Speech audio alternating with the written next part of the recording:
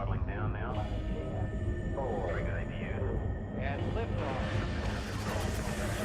Clears the tower. Go and throttle up.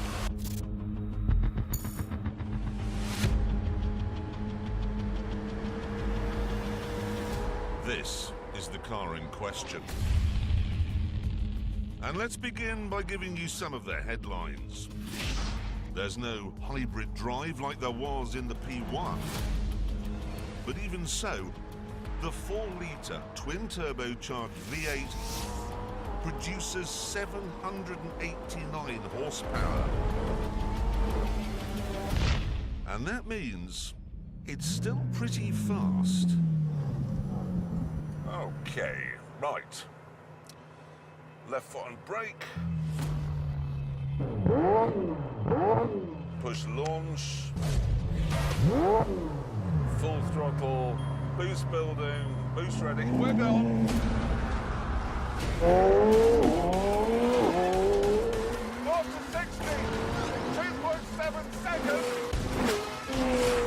That's 120. 150. 100. Jesus, hey, Christ. We'll actually do 186 in 18 seconds, and flat out is 208. That's really alarming. I'm going to be sick now. Whoa. The thing is, though, that lots of supercars are as fast as the McLaren these days. Some are even more powerful and even more dramatic to behold. But this is called the Senna. It's named after Ayrton Senna, and Ayrton was not a man who spent his evenings cruising around Harrods at 9 miles an hour. And nor was he a man who spent much time at drag strips doing the standing quarter. No, Ayrton was a man who made his name at places like this. Racetracks.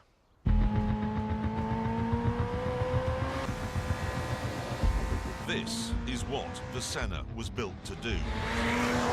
Get round any track, anywhere, faster than any other road car ever made. To do this, they had to make it light. And they have.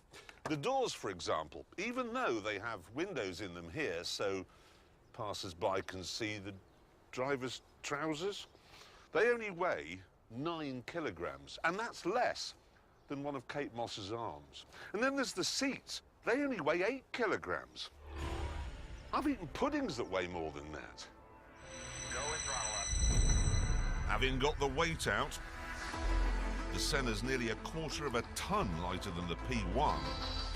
They had to think about grip. They started with a new type of Pirelli tyre that clings on like a panicky child on a fairground ride. And then there's this moving rear wing, which is somehow road legal. It actually hangs from these pylons rather than sits on top of them, because that improves downforce.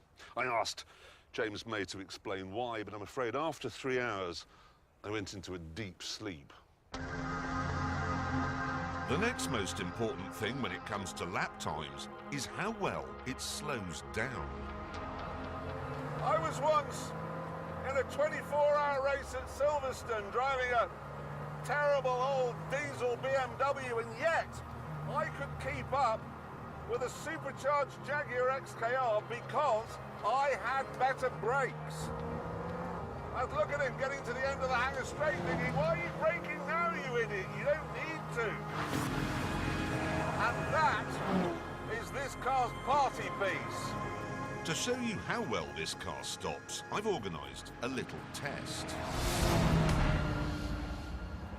Right, I'm currently driving alongside a Jaguar F-Type at 100 miles an hour, and when we get to that cone down there, we're both going to brake. Ready?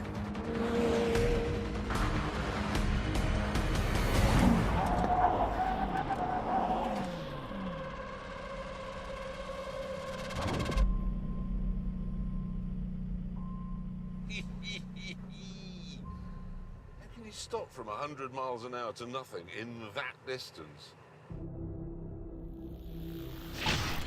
So, it stops like it's run into a wall. It's pressed into the road by witchcraft. It weighs the same as a bag of whippets. And it has nearly 800 horsepower on tap. Put all that together and, well...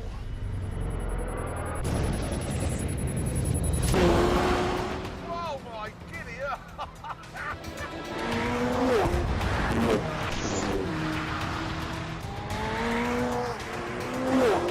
It doesn't have the savagery of the P1. The P1 was so scary, it took me 2 months to get used to it, to discover its little foibles.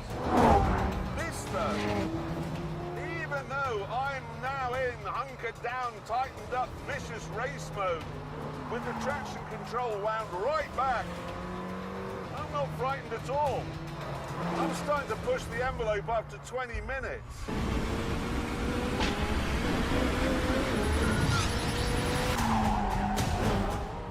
You see, through there, the P1 would have understeered.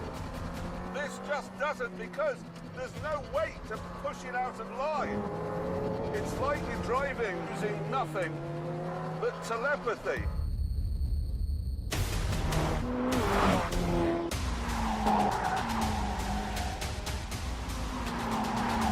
I'm loving it.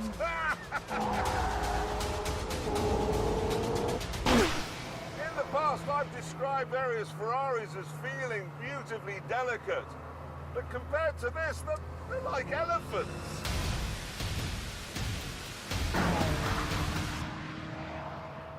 Criticisms? Not many. I mean, the usual McLaren stuff, when you try to change it from comfort to track to sport to race, it's all far too complicated. And I know they saved 15 kilograms not fitting air conditioning, but on a hot day like today, it's quite sweaty. But who cares?